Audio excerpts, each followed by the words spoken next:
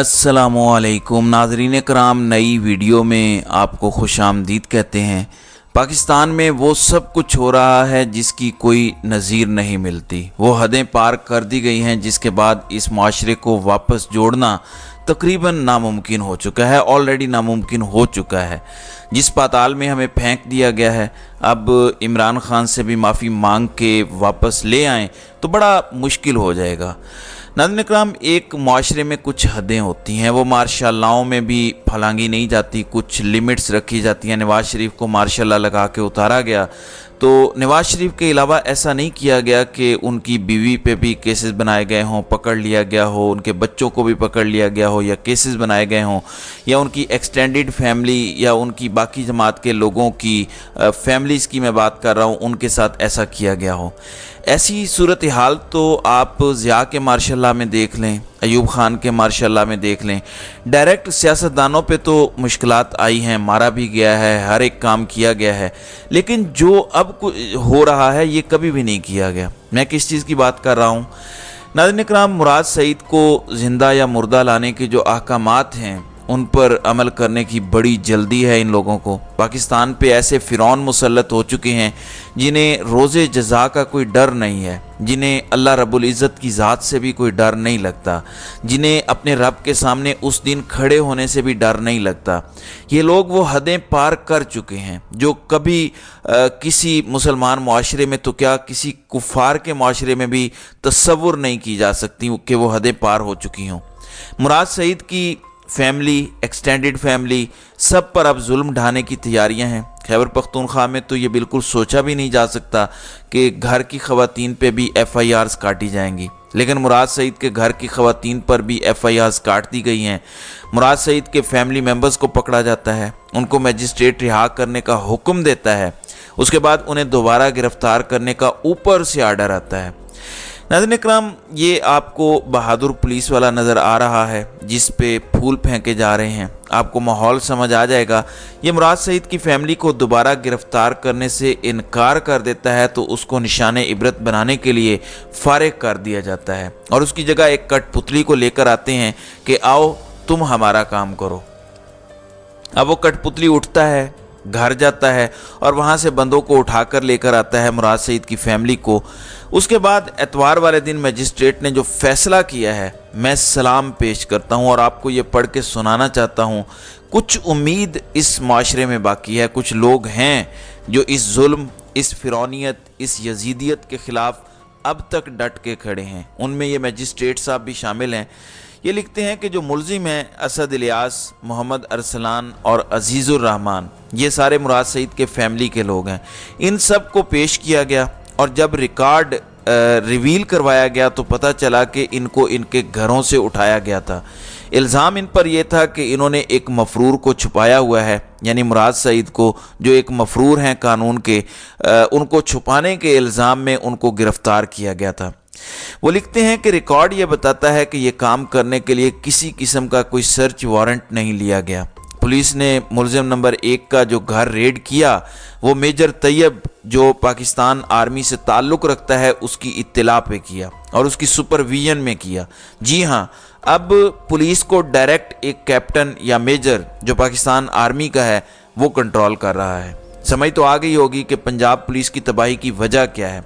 और अब KP police, जिसको 10 साल लगा के इमरान खान ने ठीक किया था, किस तरह उनसे ज़बरदस्ती काम करवाए जा रहे हैं, गलत काम करवाए जा रहे हैं। पाकिस्तानी फ़ौज के ख़िलाफ़ अगर कोई साजिश कर सकता है तो ये वो साजिश है। मुराद सईद इस कौम का हीरो है। अगर कोई बावर्दी बंदा, हाजिर सर्विस मेजर ये काम करेगा मुराद सईद के ख़िलाफ़ या उनकी फैमिली के ख़िलाफ़, तो वो न सिर्फ अपने आप को अवाम के दुश्मन के तौर पर पेश करेगा बल्कि इदारे को भी अवाम के दुश्मन के तौर पर पेश करेगा। ये कौन लोग हैं जो ये फ़ैसले कर रहे हैं? आपको नहीं समझ आ रही इस टाइम? आपको नहीं समझ आ रही जो इस मुल्क की रूट्स हैं, बुनियादें हैं, आपने उनको उखाड़ना शुरू कर दिया है। बुनियादें उखड़ जाएं तो कोई बिल्डिंग खड़ी नहीं रह सकती। आप तबाही की तरफ लेके जा रहे हैं मुल्क को। मज़ीद आगे सुने ज़रा। मुराद सईद घर में मौजूद नहीं था, उसके बावजूद पुलिस उन लोगों को घसीटते हुए लेकर आई और उन पर जाली केसेस बना दिए। यह मजिस्ट्रेट लिख रहा है। ایک بھی ثبوت نہیں ہے کہ مراد سعید اس جگہ موجود تھے، ایک بھی ثبوت نہیں دے سکی پولیس۔ اس کے باوجود پولیس نے سوال تک نہیں پوچھا کہ میجر طیب صاحب یہ انفارمیشن آپ کے پاس کہاں سے آئی تھی۔ یہ میجسٹریٹ لکھ رہا ہے کہ انہوں نے کوئی سوال نہیں پوچھا کہ آپ نے یہ جو انفارمیشن دی اور سارا کچھ کیا ہے یہ کس لیے کیا، کیا ہوا۔ یہ میجسٹریٹ لکھ رہا ہے، بڑا ہمت والا بندہ ہے، اللہ اسے زندگی دے، پتہ نہیں کیا کریں گے اس کے ساتھ۔ اس کے علاوہ وہ کہتا ہے کہ جب ان ایکیوز کو، ملزمان کو پیش کیا گیا میجسٹریٹ کے سامنے کل، تو ان کو ڈسچارج کر دیا گیا تھا۔ ملزمان نے بتایا ہے کہ پولیس نے ان کے موبائل فون، ان کی ریکارڈنگ ڈیوائسز جو ڈی وی آرز وغیرہ ہوتی ہیں، ان کی گاڑیاں، ان کے لائسنس والا اسلحہ، یہ سارا کچھ پولیس نے پکڑ لیا۔ لیکن آگے ذرا سنیے، ریکارڈ اس کے بارے میں خاموش ہے۔ پولیس نے ان پہ جو الزام لگایا وہ ان لافل اسمبلی کا لگا دیا ہے گھر کے لوگوں پہ۔ وہ یہ کہتے ہیں کہ ان ساری معلومات کی روشنی میں تمام ملزمان کو اس کیس سے ڈسچارج کیا جاتا ہے۔ وہ 70,000 روپے جمع کروائیں شورٹی بانڈ اور وہ فری ہیں، نہیں جمع کروائیں گے تو ان کو جوڈیشل ریمانڈ پر بھیج دیا جائے گا۔ اتنی سی ہمت ناظرین کرام اگر اس ملک کا چیف جسٹس کر لے جتنی اس میجسٹریٹ نے کی ہے۔ اس نے تو ایک میجر سے سوال پوچھا ہے۔ چیف جسٹس صاحب آپ ذرا اپنے لیول کے بندے سے سوال پوچھیں کہ یہ جو کچھ ہو رہا ہے، یہ جو لا قانونیت ہو رہی ہے، یہ کیوں کر رہے ہو، کس قانون کے تحت کر رہے ہو، مقاصد کیا ہیں۔ لیکن آپ پوچھیں گے نہیں کیونکہ آپ ان کے پپیٹس ہیں، چاہے وہ اسلام آباد ہائی کورٹ کا چیف جسٹس ہو یا سپریم کورٹ کا چیف جسٹس ہو، یہ در حقیقت پپیٹس ہیں۔ میں ان سے ایک سوال کرنا چاہتا ہوں کچھ دکھانے کے بعد، یہ ذرا پڑھیں، یہ آفیشیل اکاؤنٹ سے ٹویٹ کیا گیا ہے۔ ناظرین اکرام، بھارتی فینس کی بڑی تعریف، آپ نے ہم سے اظہار یکجہتی کیا، ہمارے بڑے دل کو لگا، ہم بڑے خوش ہیں کہ بھارت نے پاکستان کو میچ میں ہرا دیا اور اس طرح پاکستان کو اپنی جیت حماس کے نام کرنے کا موقع نہیں ملا۔ حالانکہ پاکستان نے اپنی جیت اہل غزہ، اہل فلسطین کے نام کی تھی، لیکن کس طرح یہ ٹویسٹ کرتے ہیں، ان کے اندر کا بغض ذرا آپ اس میں دیکھیں۔ آپ پیچھے ریوائنڈ کر کے ذرا سٹاپ لگا کے پاؤز کر کے اس بغض کو انڈرسٹینڈ کریں۔ لیکن آپ کو پتہ ہے کہ امریکہ کا آرڈر ہے، امریکہ کا آرڈر کیا ہے کہ اسرائیل کو بھی تسلیم کرو اور بھارت کو اپنا بڑا مان لو، اور یہاں بیٹھے فیصلہ ساز یہ سارے وعدے کر چکے ہیں۔ اس لیے لندن سے بھگوڑے کو لایا جا رہا ہے ان پلانز کو عملی جامہ پہنانے کے لیے کہ اسرائیل ہو یا بھارت ہو، انہیں کسی اور کی گارنٹی قبول نہیں ہے، صرف اس بھگوڑے کی گارنٹی قبول ہے کہ حالات ٹھیک ہوں گے پاکستان کے ان کے ساتھ۔ کیا مجبوری ہے، جہاں اتنی نفرت ہے وہاں پہ پیچھے جانے کی کیا مجبوری ہے؟ اس قدر نفرت، اس قدر بغض، اور آپ پیچھے جا رہے ہیں۔ آپ کو لگتا ہے یہ آپ کے دوست بن جائیں گے، یہ تمہارے کبھی دوست نہیں ہو سکتے۔ ہمیں ان کے شر سے محفوظ رہنا ہے، ہمیں ان کے ساتھ اچھا کرنے کی کوشش کرنی ہے، لیکن اگر آپ کو یہ لگتا ہے کہ یہ آپ کے دوست بن جائیں گے دل سے، آپ کا دماغ خراب ہو چکا ہے۔ اب ناظرین اکرام، عمران خان کے کیس کی سماعت کل عدالت میں ہونی ہے یا جیل کے اندر، اس کا فیصلہ اب کل جو ہے وہ ہوگا۔ اس کے علاوہ ایف آئی آر کی کواشمنٹ، عمران خان کی بیل، اس پر بھی دلائل ہونے ہیں۔ جو کواشمنٹ کی درخواست ہے اس کے حوالے سے بھی کوئی نوٹسز ہوں گے، کیا ہوگا وہ بھی کل ہوگا عمران خان کے لیے۔